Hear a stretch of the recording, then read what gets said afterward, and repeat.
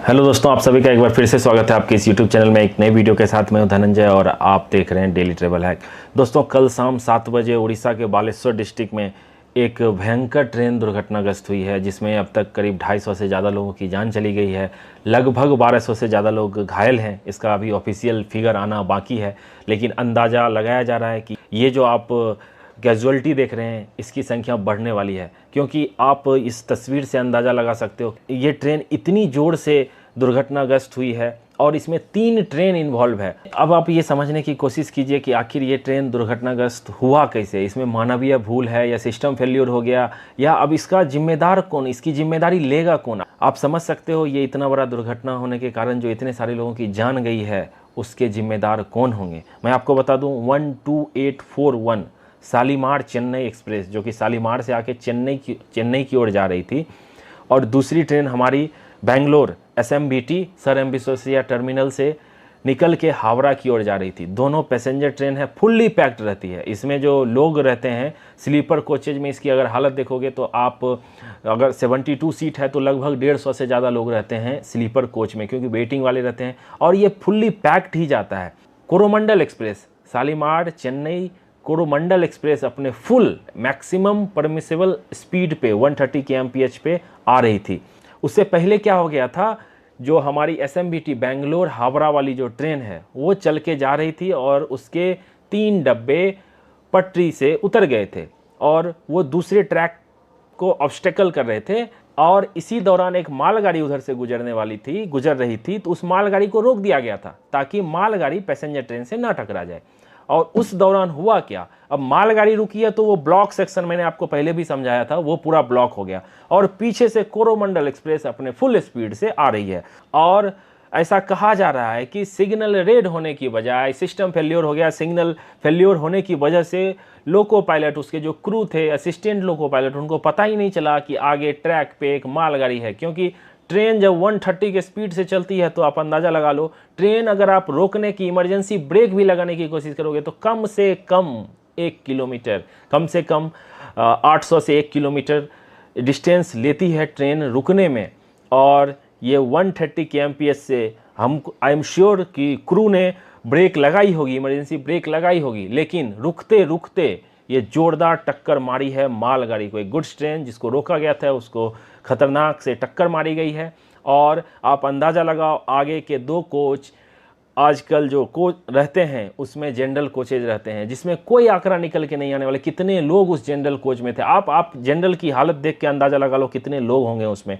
और इसके 17 डब्बे बेपटरी हो गए कोरोमंडल एक्सप्रेस के, और 7 डब्बे की बहुत बुरी हालत है एक कोच में, अंदाज़ा लगा लो। और मैं तो सोच नहीं पा रहा हूँ कि हम इस दुख की घड़ी में हमारी संवेदनाएं उस परिवार के साथ है जिनके परिवार के लोगों की जान चली गई है, घायल हैं। जो घायल हैं मैं उनके स्पीडी रिकवरी की कामना करता हूं, जल्दी से रिकवर हो जाए। इस पर जो भी अपडेट आती रहेगी मैं आपको बताता रहूँगा। मैं थैंक्स कहना चाहूँगा उड़ीसा में जो बालेश्वर के लोग हैं उनका भी, वो रात भर लगे रहे इस रेस्क्यू ऑपरेशन में, साथ देते रहे। जो NDRF और जो बाकी ऑफिशियल थे उनको सपोर्ट करते रहे।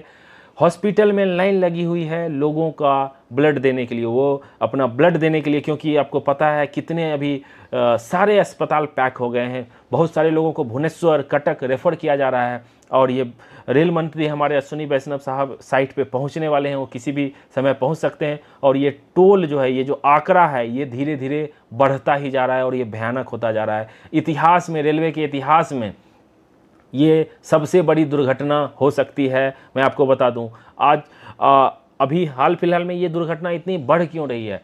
अभी बात की जा रही थी जो कवच सिस्टम रहेगा, अगर कवच लगा रहेगा ट्रेन में तो आमने सामने अगर ट्रेन रही या एक ही ट्रैक पे रही तो अचानक उसमें ब्रेक लग जाएगी, डिस्टेंस पे ही ब्रेक लग जाएगी और कोई दुर्घटना नहीं हो सकता है। तो ये सिस्टम आने में अभी बहुत टाइम लगने वाला है। कुछ ट्रेनों में ये लगाया गया है, लेकिन इसको सारी जगह इम्प्लीमेंट करने में बहुत टाइम लगने वाला है। एक अच्छी बात इसमें लोग कह रहे हैं, जो ये LHB वाली कोच थी जिसके कपलिंग सिस्टम काफ़ी अच्छे होते हैं, लेकिन फिर भी सोचो ये जो विजुअल देख के आप अंदाज़ा लगाओ कि कितना भयंकर घटना हुई है। हमारी SMBT हावड़ा वाली जो ट्रेन थी जो डिरेल होके थी, तो उसके साइड में भी साइड कोलाइड हो गई, क्योंकि मालगाड़ी में टक्कर मारी, उसके बाद ट्रेन बेपटरी हुई और साइड में वो ट्रेन भी थी, उसमें जाके टकराई है।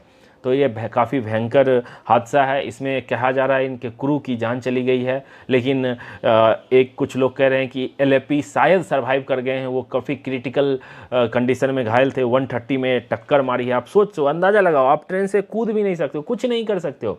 इसमें क्रू की जान गई है। इसमें रेलवे की लापरवाही मैं कह सकता हूँ, सिस्टम फेल्योर या जो भी हो, इसमें उच्च स्तरीय जांच बैठेगी। और मैं आपको बता दूं, जांच तो बैठती है, लेकिन जो इसका रिपोर्ट निकल के आता है वो नहीं पता चल पाता है पब्लिक को। मैं आपको जितनी भी हादसा हुई है, जितनी भी दुर्घटनाएं हुई है, मैं उसका रिपोर्ट निकाल के आपको सारे दुर्घटना का डिटेल बताने की कोशिश करूंगा आगे आने वाली वीडियो में। इसमें टाइम लगता है, रिसर्च लगता है और सही जानकारी देनी पड़ती है। ऐसा नहीं है कुछ भी बोल के मैं आपको बता दूंगा। जो एक्चुअल फैक्ट है, जो मुझे अभी तक जानकारी मिली है, मैं वही आपको देने की कोशिश करूंगा।